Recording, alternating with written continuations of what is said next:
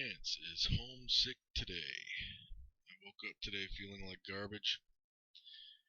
There's no medicine in the house at all, but I did find the bottle of Irish whiskey that I got for Christmas. And now that I'm on my second glass, I'm starting to not care so much that I'm sick, which I guess is the next best thing. Anyway, about a month ago, I tried to recreate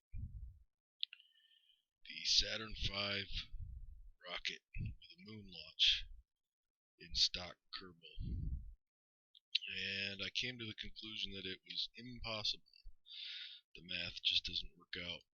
And I tried to figure out why that was. And I think it's a combination of, one, the fact that Kerbin does not have the right density. I mean, it's 1/10 the size of the Earth, but it has the same gravity as Earth, which means it's got to be made out of something like, plutonium with a neutron quark core to it or something.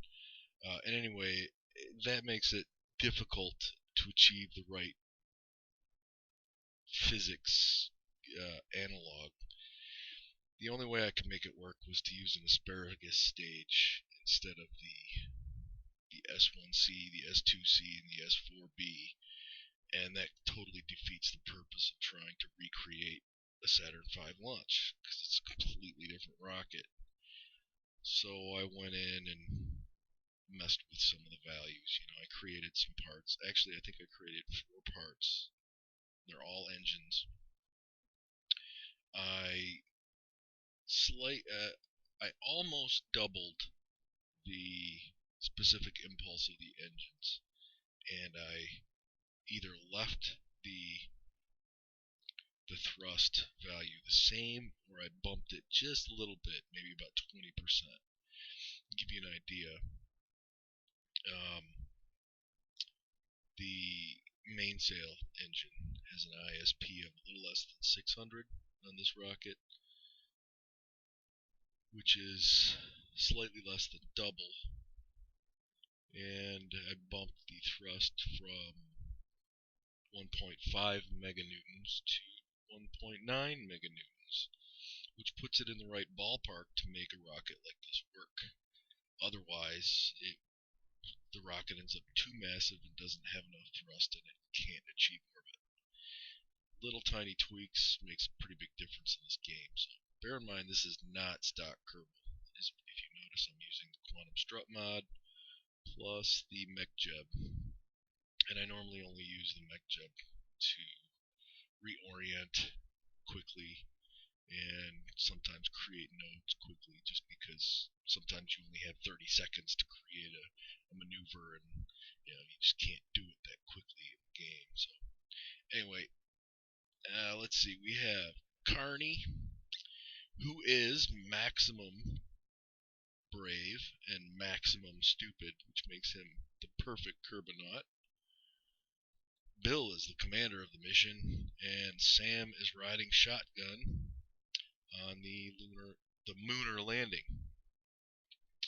This bottom stage down here is equivalent to the S1C on the Saturn V rocket, and unlike the Saturn V launch, the S1C on the Saturn V rocket would burn for, I think, a little less than 3 minutes, and this stage burns for, I don't know, probably less than a minute.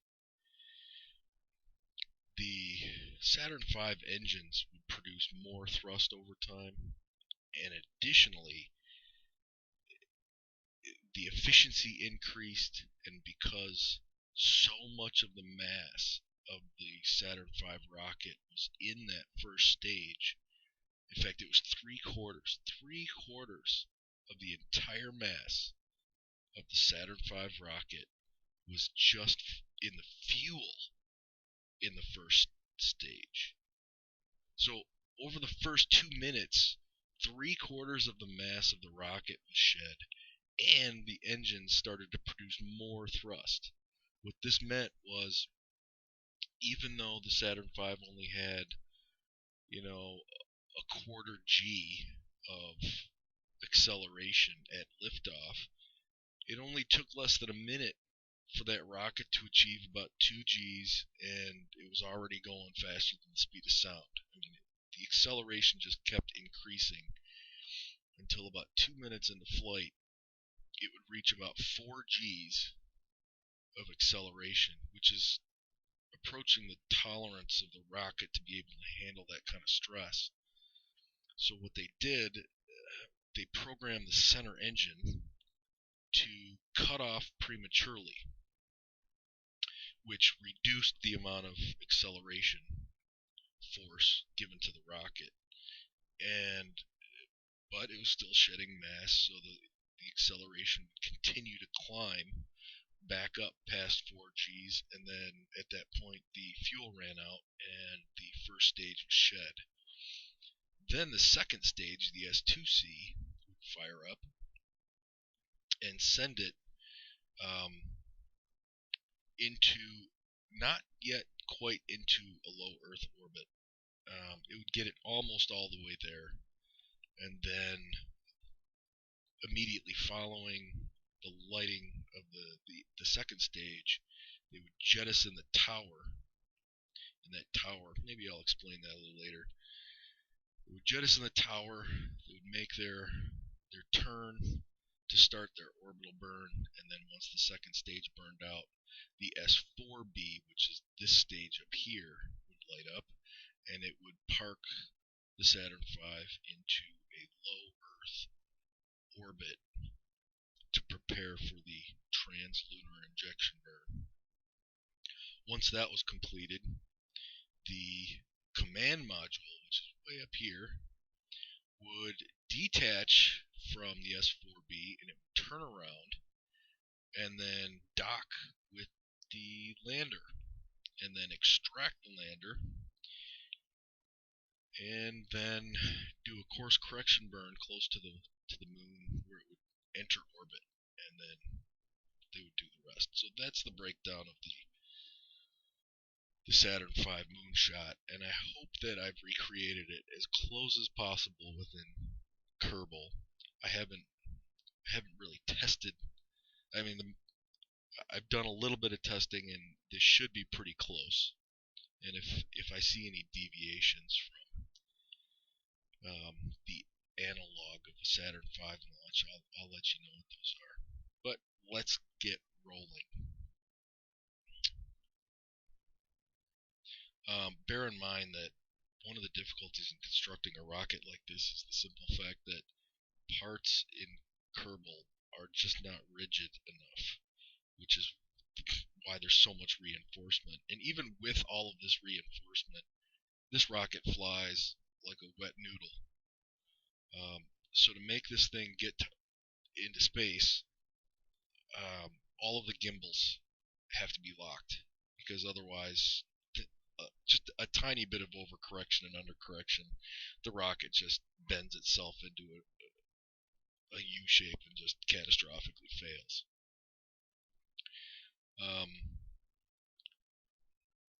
Now I'll probably shout out some of the important events as they occur in the launch, but here we go on our Saturn V Munar shot recreation.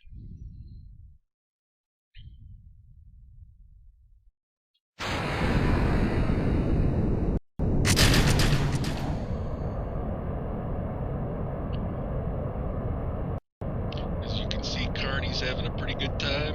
It's because he's not afraid of nothing.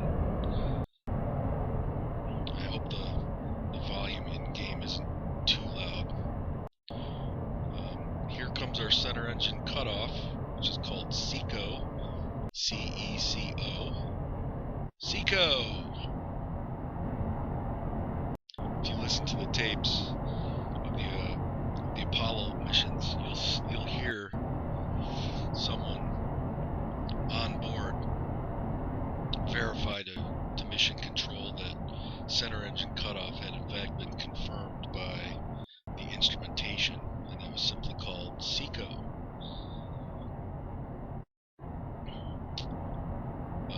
I will jettison the tower escape system, which was done during the second stage.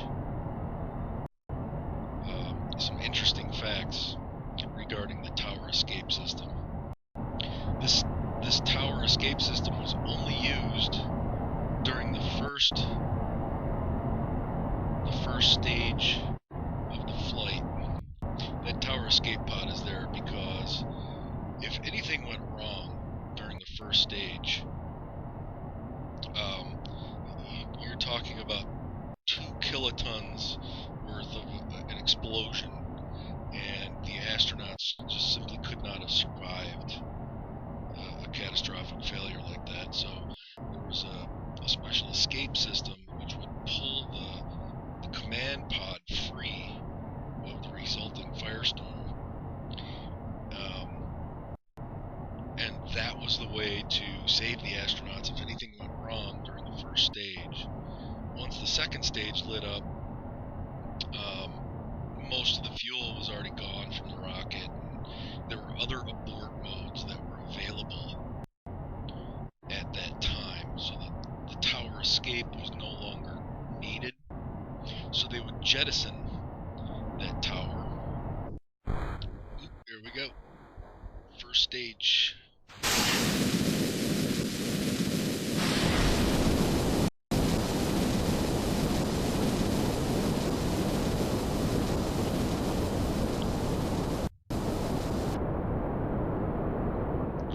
And I've even built in those ullage motors to back away the spent stage, just like in a real Saturn V rocket.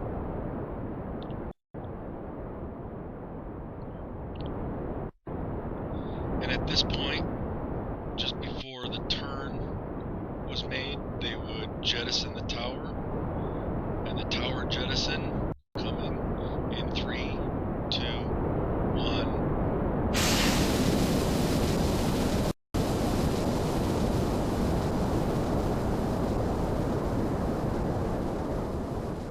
And if you listen to a recording of one of the Apollo launches, you'll hear one of the astronauts, they'll say tower jet, which is short for tower jettison, and that just means that they're getting rid of the escape tower. I'm going to pump up the thrust here to get us some more velocity now that we're getting through the atmosphere. Okay, I'm maxing out at almost 3 Gs now, and that's about the limit of the tolerance for this rocket. So hopefully nothing goes wrong. And we're well past 24,000. We're going to make our turn.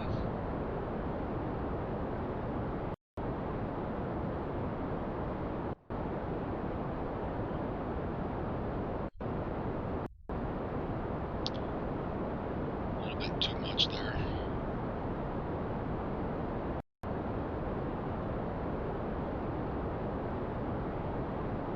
Start being mindful of our fuel usage, because we want better side rail motion. We don't get the efficiency from the engines until we're at or near apoapsis. So let's check where we're at, and we are in pretty good shape.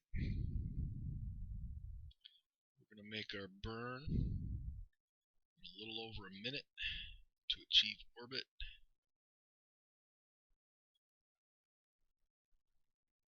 There we go.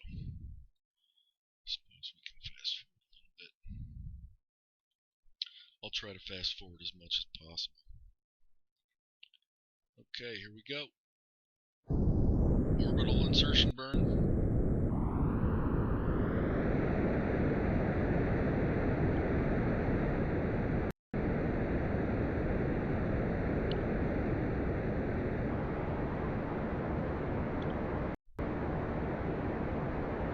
Bill and Sam are looking a little freaked out, but Carney's having fun.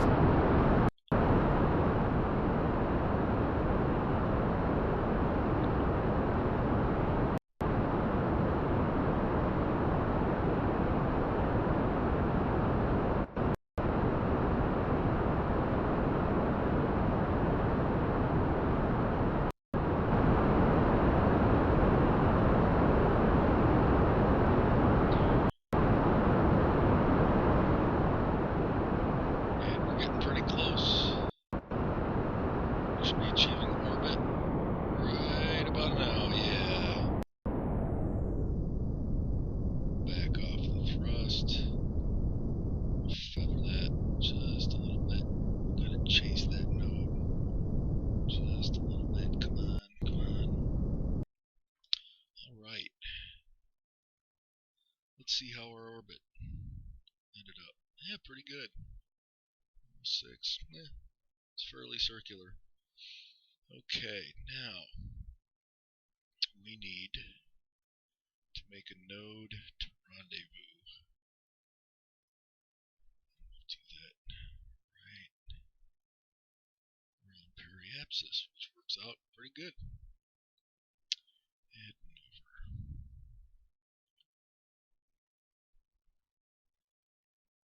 This is one of those boring parts that I might just fast forward through.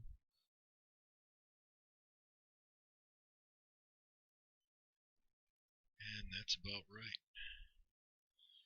We need 867 meters per second. Let's look at that. Make sure. And sucked in.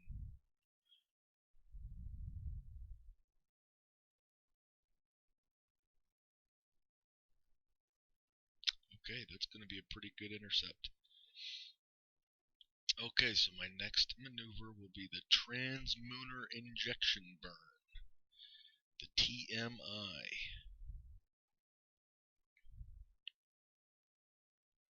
Alright, so where's our node at? It's going to be pretty close to retrograde.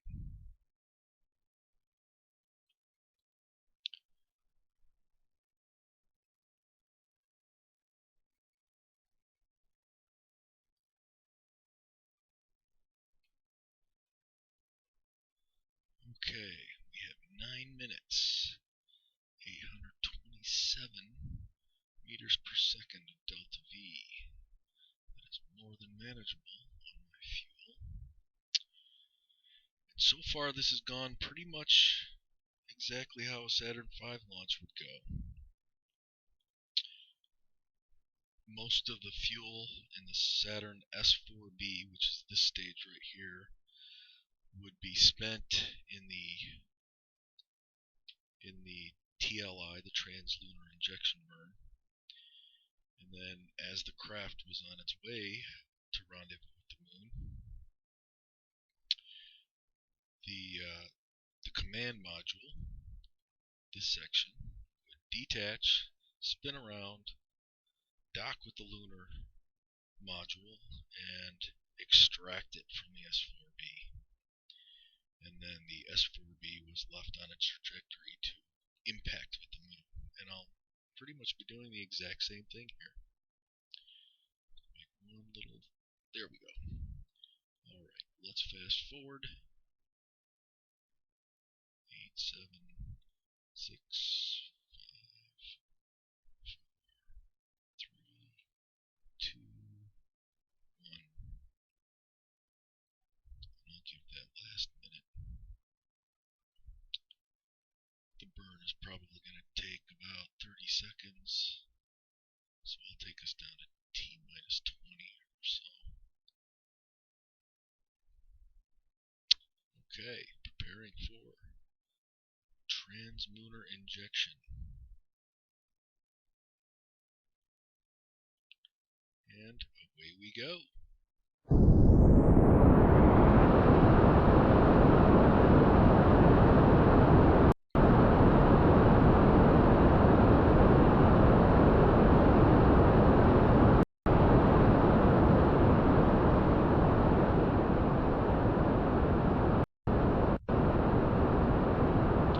And here comes the moon on the limb of Kerbin. Beautiful sight.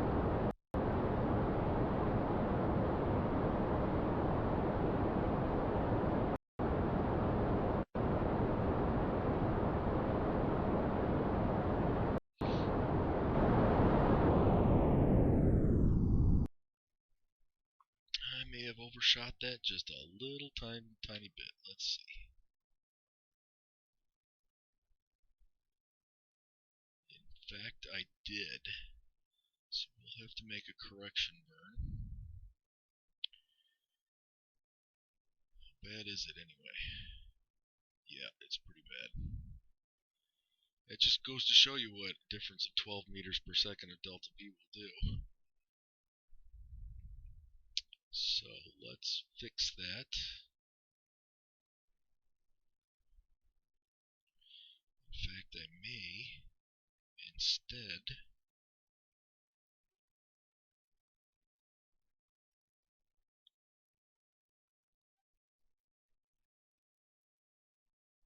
yeah.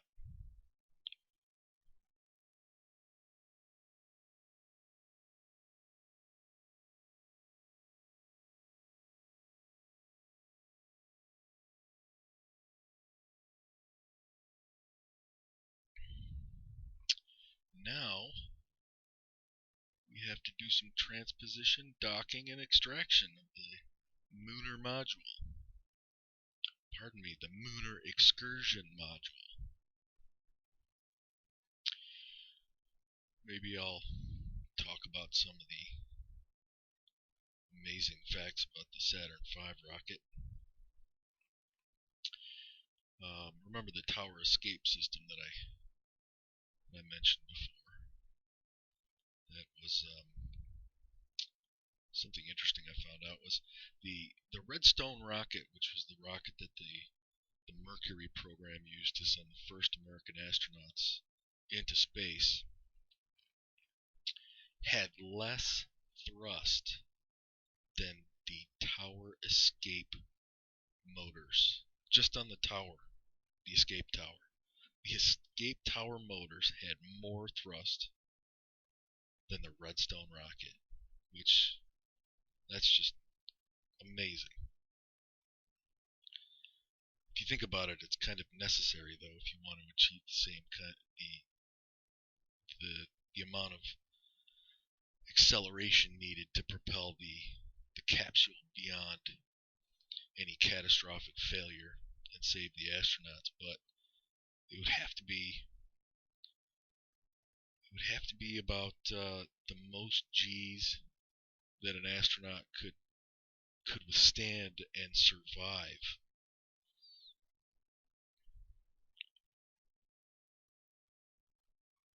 Okay, we're going to prepare for Munar module extraction, and I'm simply going to reorient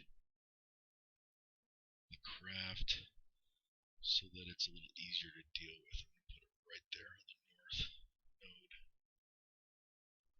Okay.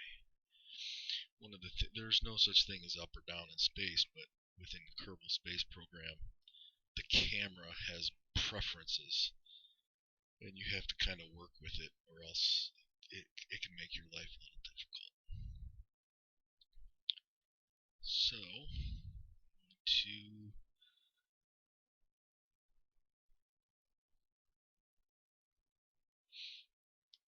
okay guys, you ready?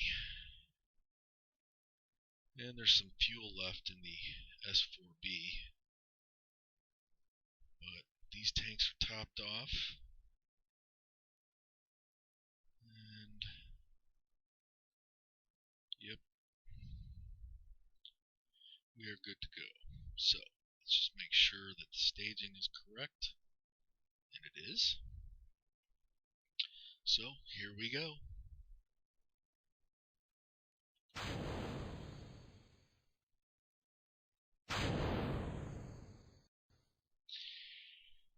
Now I'm going to want to reorient this, spin it around, and do a 360.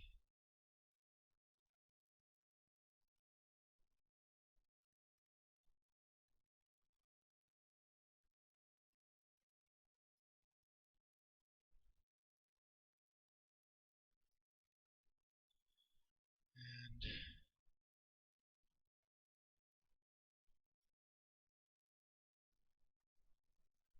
use the docking, turn the RCS system on.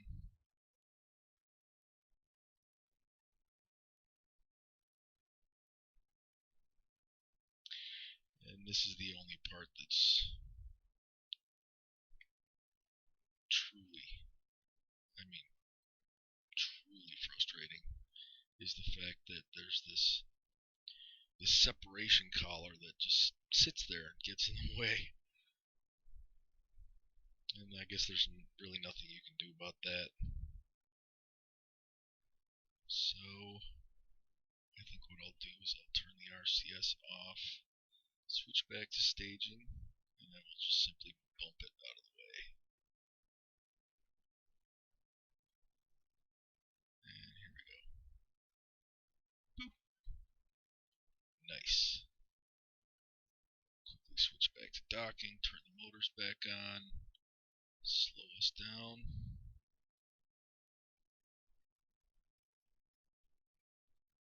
Okay, how we doing? Looks to me like we're doing okay.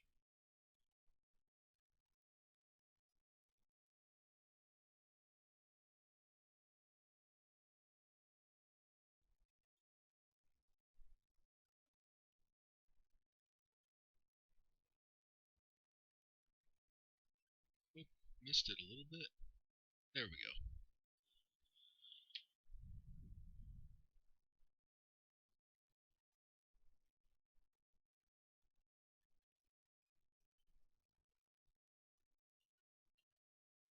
I just realized that the craft is oriented wrong. Oh no.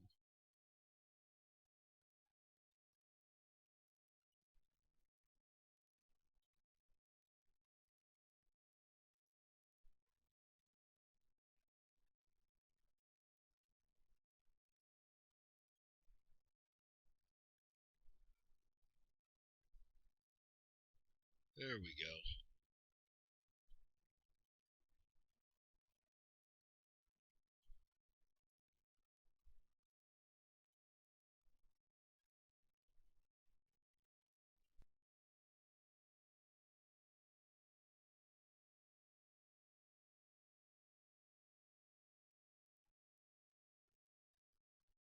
There we go.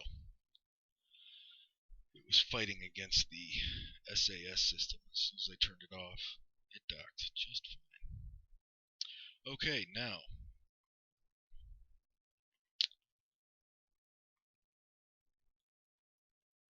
we need to make sure that we are controlling the command module from now on. We can now reorient. So let's get rid of our unnecessary S4B stage. Say goodbye.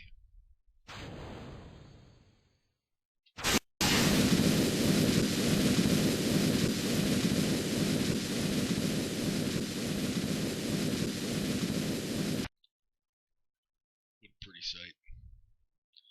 Okay, now we have the command module and the munar excursion module.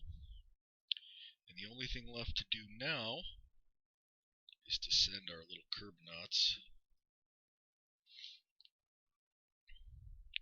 from the command module into the MEM, the munar excursion module. And of course, I'm going to be fighting the camera once again. So let's reorient our craft before we do anything.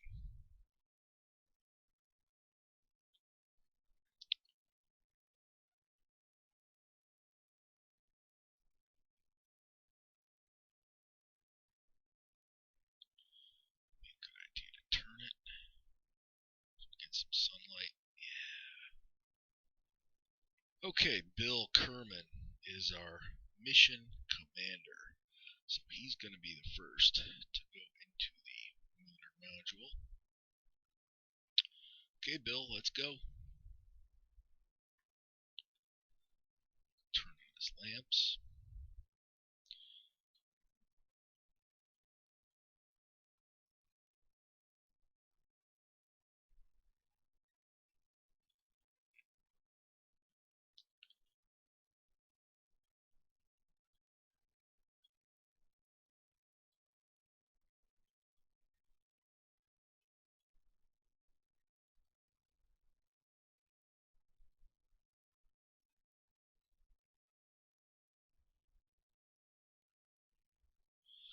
Okay, one down. And Sam is riding shotgun. He doesn't look like he's having a very good time. Oh well.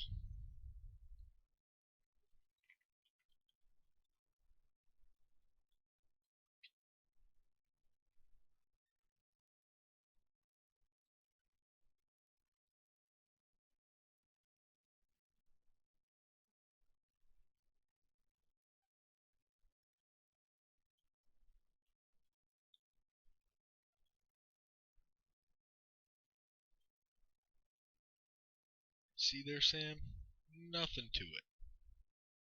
Nothing to it at all.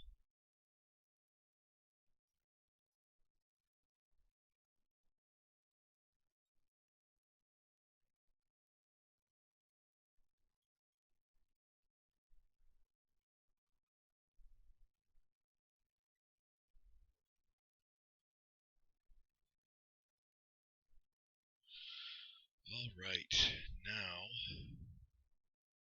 we can fast forward to right about here.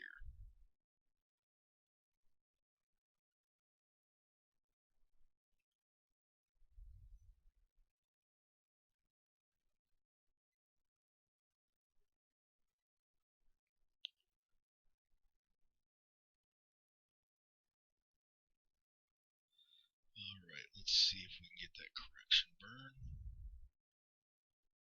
We need to go retrograde.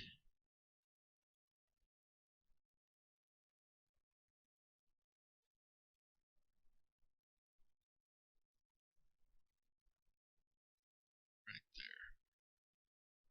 That's 180. That's more than I would have liked, but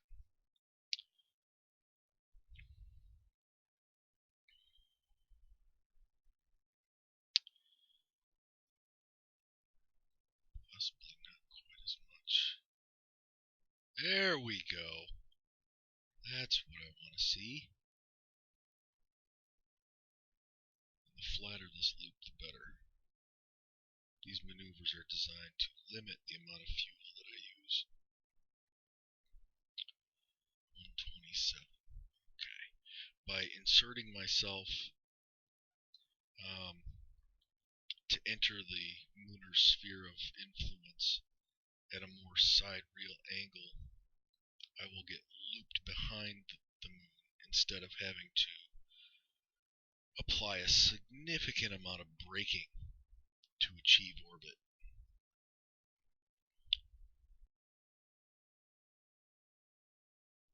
The burn is coming up. I better light up that engine. And probably be a good idea to lock stages. Keep anything bad from happening.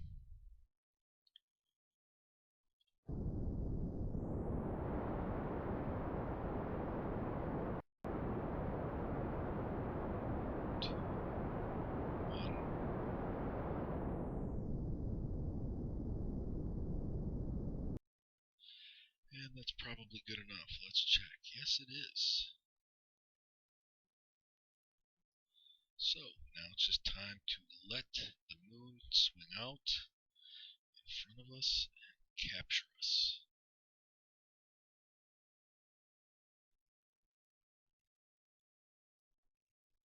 Beautiful. That is exactly what you want to see. Now, if anything, I gave a little bit too much delta V. I could have braked a little bit more, but it's okay.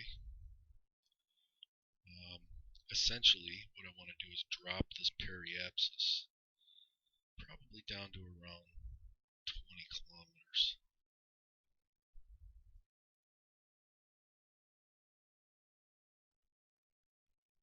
The idea is to get this periapsis low, because then you can take advantage of the O-berth effect, which states that the faster you travel, see, the periapsis is the point at which the craft is traveling as fast as it's going to within this orbit.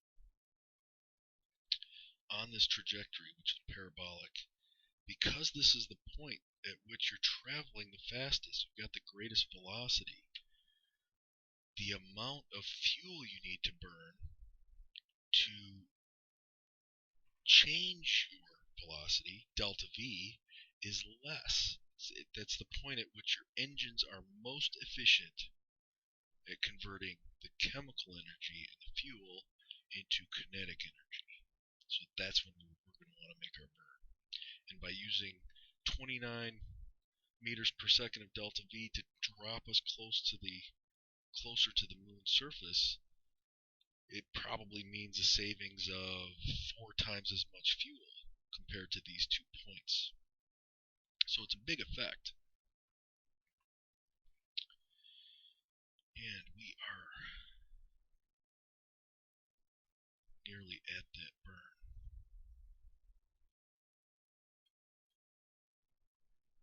Let's fast forward a little bit more.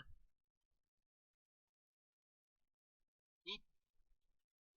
I passed it. That's okay.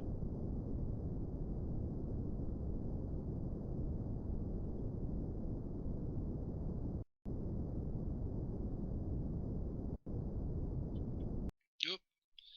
I may have screwed that up. 16,000, that's fine.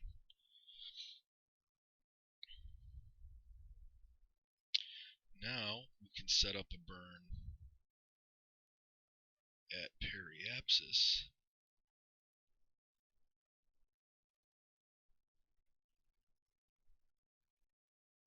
to take advantage of our velocity to put us in orbit. And we will burn retrograde, and it only takes 160 meters per second in delta V to achieve orbit. That's the power of the Oberth effect.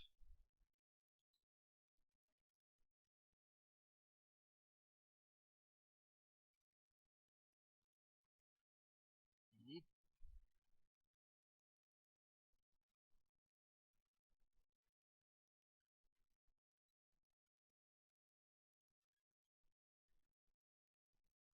And so far, this has been a pretty much textbook Saturn V moonshot. So I think all in all, I'm in good shape. Let's prepare for this burn here. Here comes the moon. I'm going to try to finish my glass of scotch.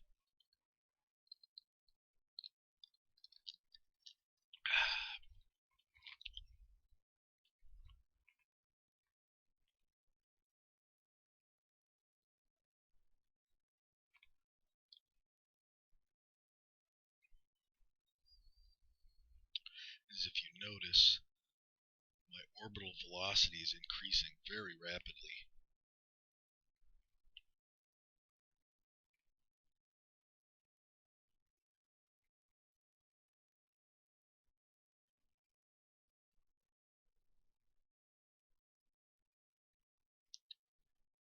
It's just a beautiful sight, isn't it?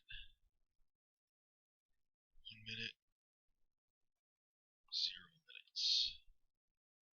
Come on.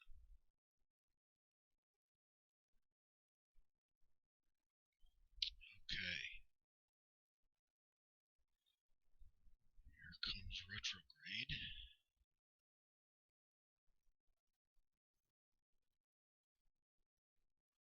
And I suppose this burn is going to take about 20 seconds. So we'll light the engines about 10 seconds minus.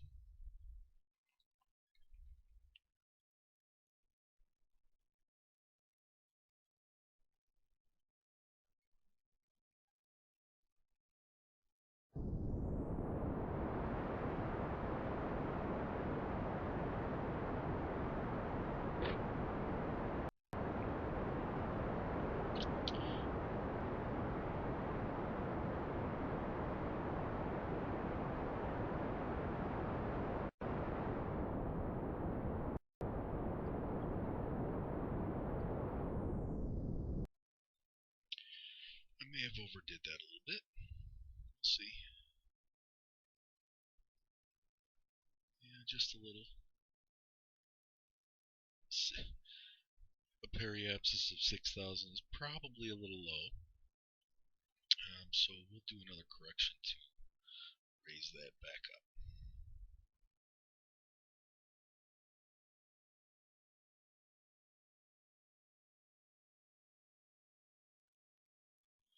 Okay, docking R. Nope. That's it. I should have a perfect orbit now. Let's see.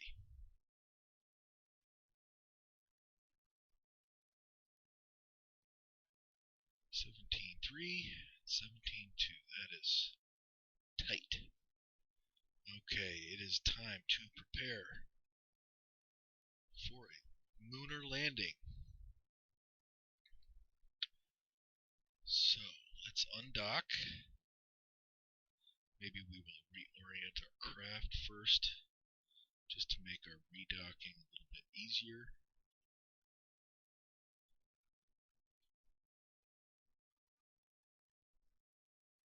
Carney's still having a good old time.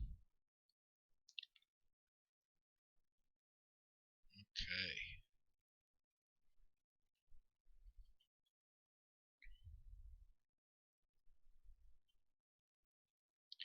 Let's back ourselves away.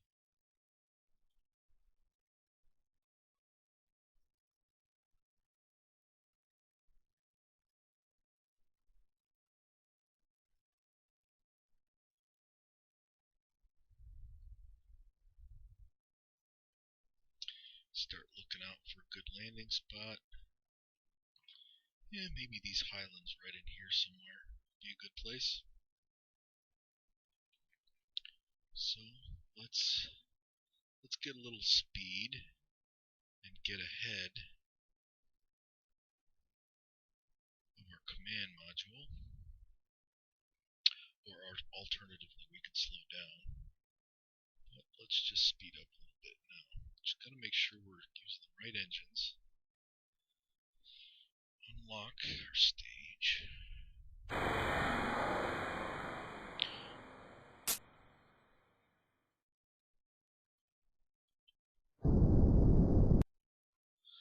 That's all it'll take. Let's see if we can find a good spot to land. I guess.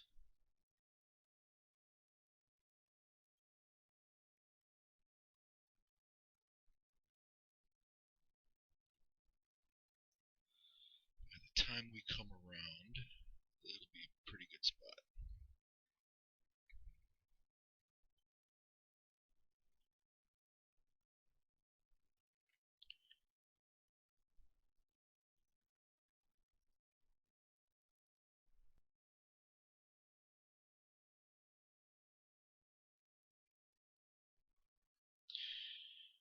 Now we gotta prepare for our landing. I'm going to rotate so that I'm 180 degrees. Good. Deploy the landing legs.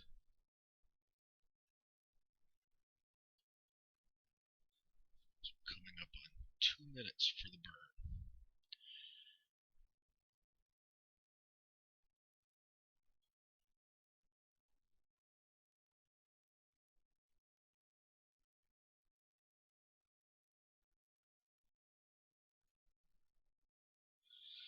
Just want to make sure real quick that we're still good for a landing spot. And it appears that we are. Okay. 33 seconds. Okay, Bill, you ready? Yeah, he just gave me a thumbs up.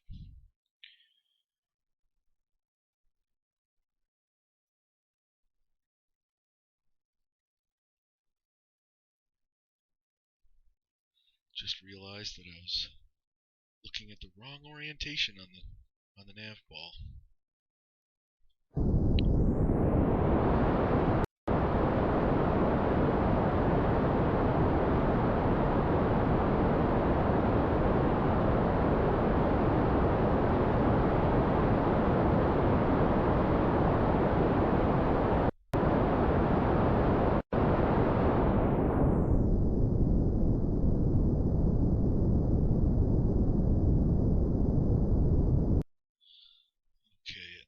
point, I'm going to get rid of that node.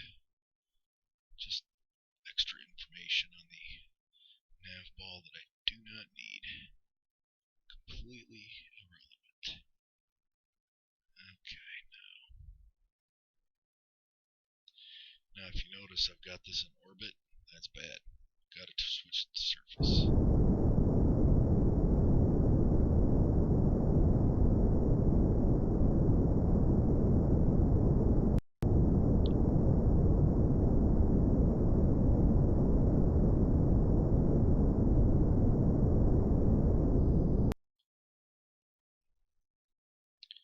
Almost there.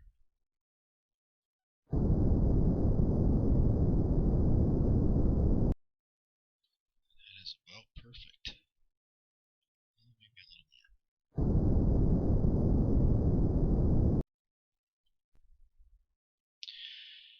Okay, now I'm simply going to wait. I've only got about 2/3 of my fuel left, so I'm going to have to be careful here. I think I've got plenty enough for a suicide burn. I think that's what I'll do. Just keep an eye on the altimeter. Take another couple swigs of whiskey.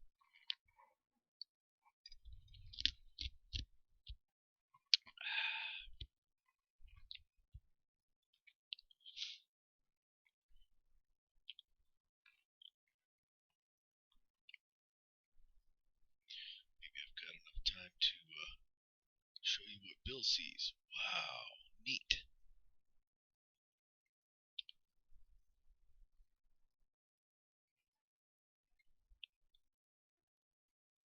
Down to 8,000.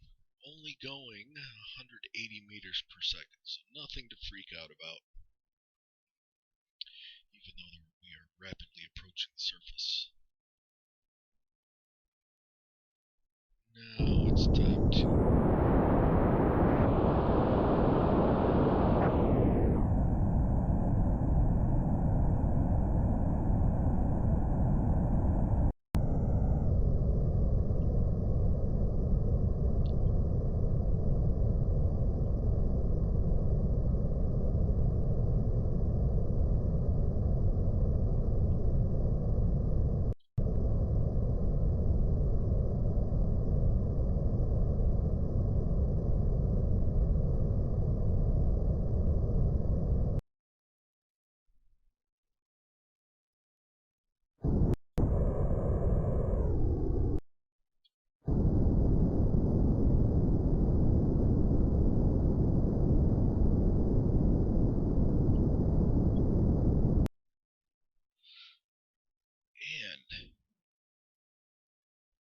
the Beagle has landed.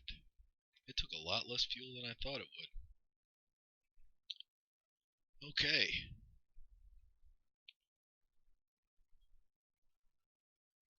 Extend the ladder. And it's time for Bill to go EVA. Da, da, da, da, da, da.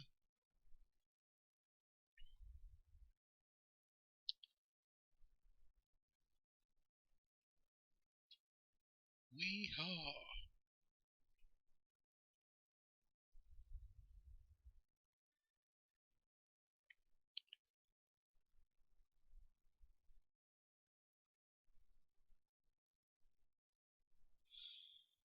Okay, and let's see. Bill could take a surface sample. And I guess he could plant a flag.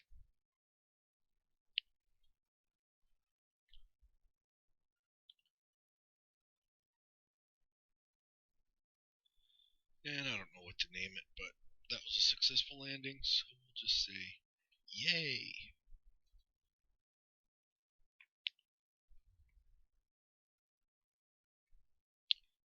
Da, da, da, da, da, da, da. And maybe Sam wants to come out and play.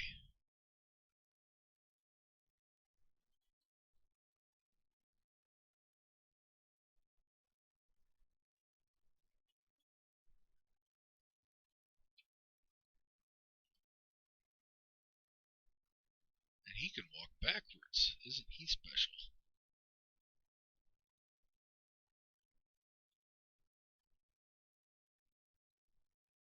fact, he only walks backwards. That's weird.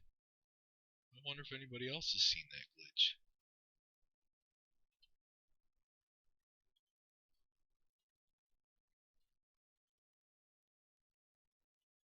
Oh, maybe it's because he's got his thruster pack on. Yep. Okay. How about a high five, Bill? No?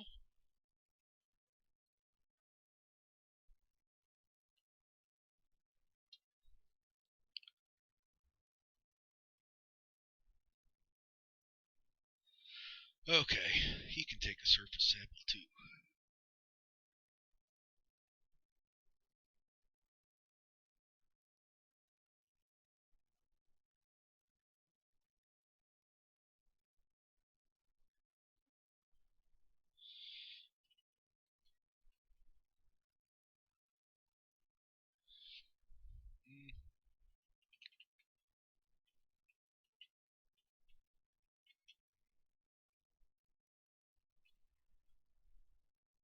He's a jokester, and he likes to pick on his mission commander. Okay, let's pack it in. We've seen enough. We've been there, we've done that. It's time to go home.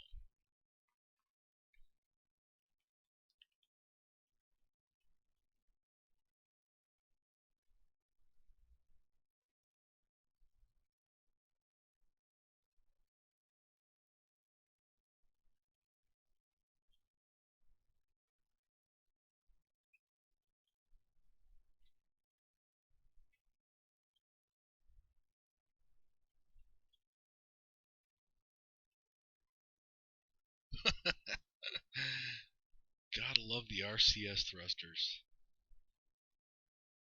The jetpack is an awful lot of fun.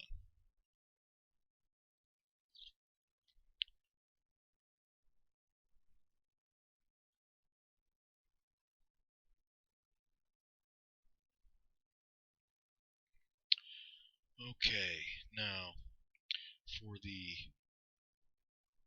liftoff and rendezvous, the Saturn V's lunar excursion module had a lander portion and then the module portion. And I've constructed this the same way. There's a separation collar right here, which is this. And what we're going to do is first shut down the engines on the lander stage. Get that out of the way. Good. And I think we will modify this a little bit because I want to ignite the engines first, then separate. Yes. Okay.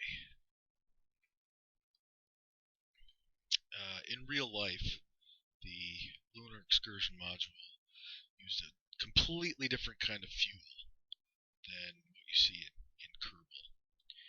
It used what are called hypergolic compounds, which means that they auto-ignite on contact. So all you got to do is mix them in the nozzle of the engine and it auto-ignites, and there's nothing that you have to worry about. You just hit the throttle and it goes. And you don't see those compounds in Kerbal, but that's okay.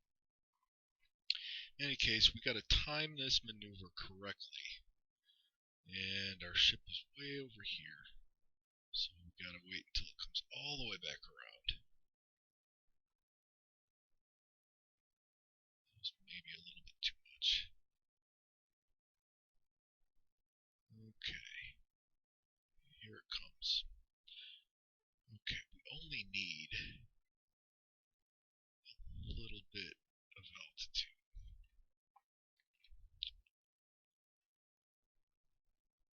So, you guys ready to say goodbye to the moon? I hope so. I guess we'll retract the ladder just because.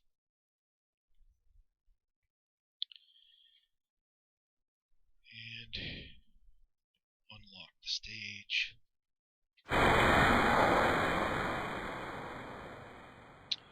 fire up the engines. And yeah, they're both ready to go. Yeah.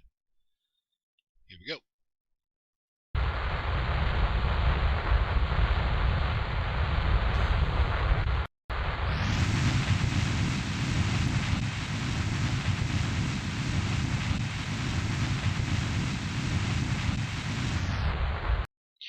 That's probably enough delta V to get us there. In fact, it's too much. Oh no. But that's okay. We can do some correction burns. Now, first things first, we gotta put ourselves right.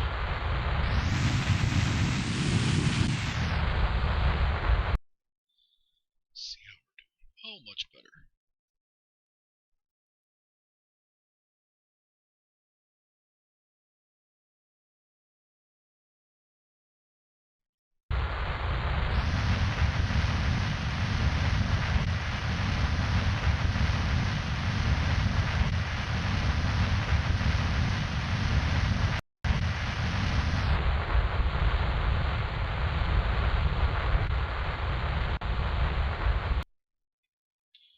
Okay, that's going to be really close.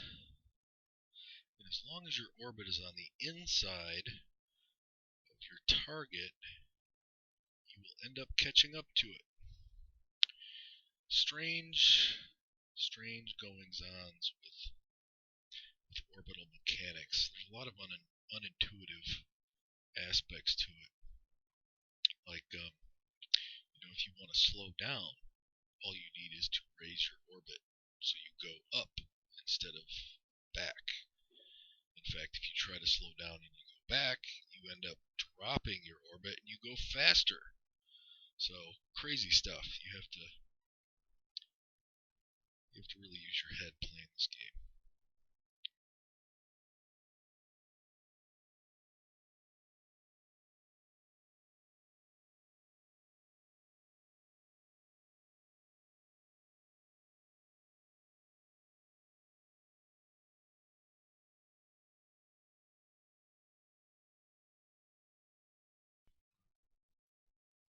Okay.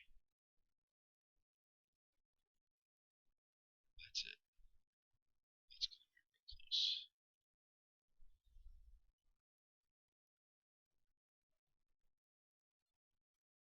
Ooh. 0.9. I think that's pretty good. 900 meters, that's visual.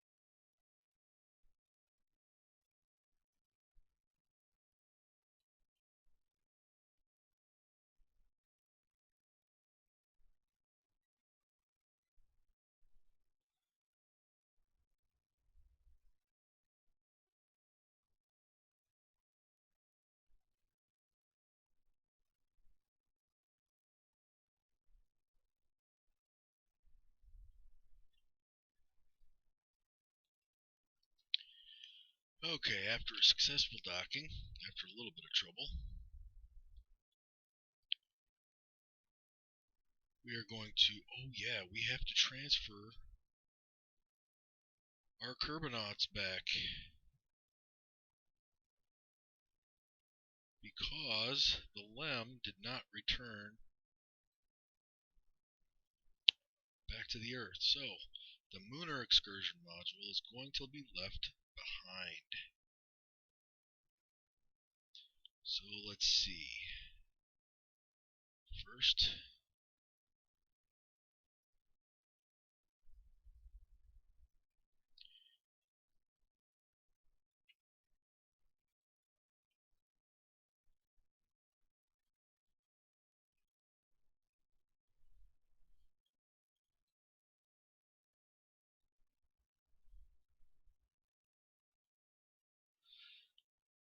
Bill, and then Sam.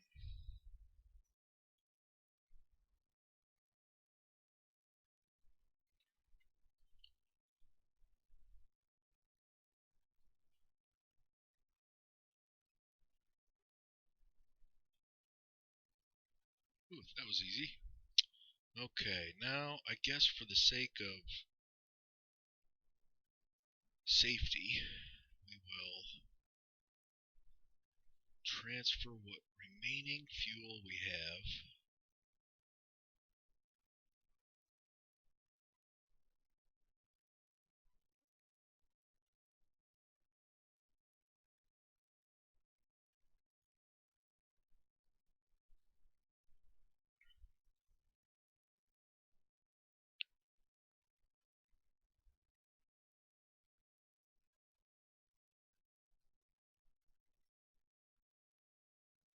and it doesn't top off the tanks, but it's better than nothing.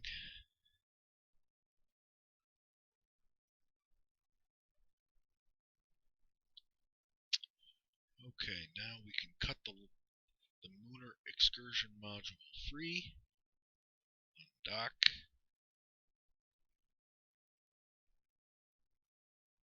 control from here, docking, R, back us away a little bit. Okay, staging, and I've noticed that this happens before. A stage ends up reappearing. I'm pretty sure that 1, 2, 3, 4. Yes, this is the. There we go. Just cycle through them. The engines end up on the right craft. Okay. We need to play it safe and lock our stage. Now we just got to plan for our return. And it's going to be right about here.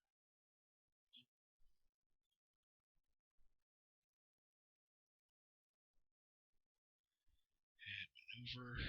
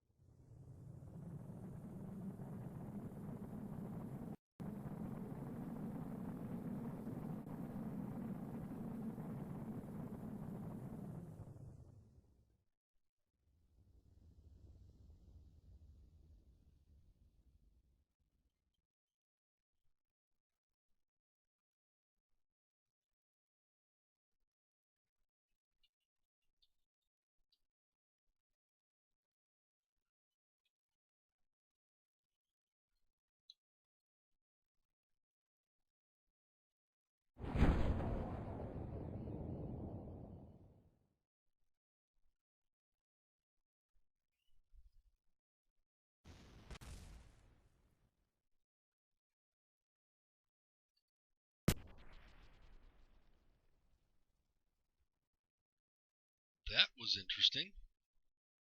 Am I floating in the air? I am. What is going on? Very interesting. I don't think they're going to survive this impact. My parachute's vanished. I guess I shouldn't have been warping. I've never seen anything like this before. I always warp with the chutes. It's never had a problem before. And they're dead. Oh well. Such is life.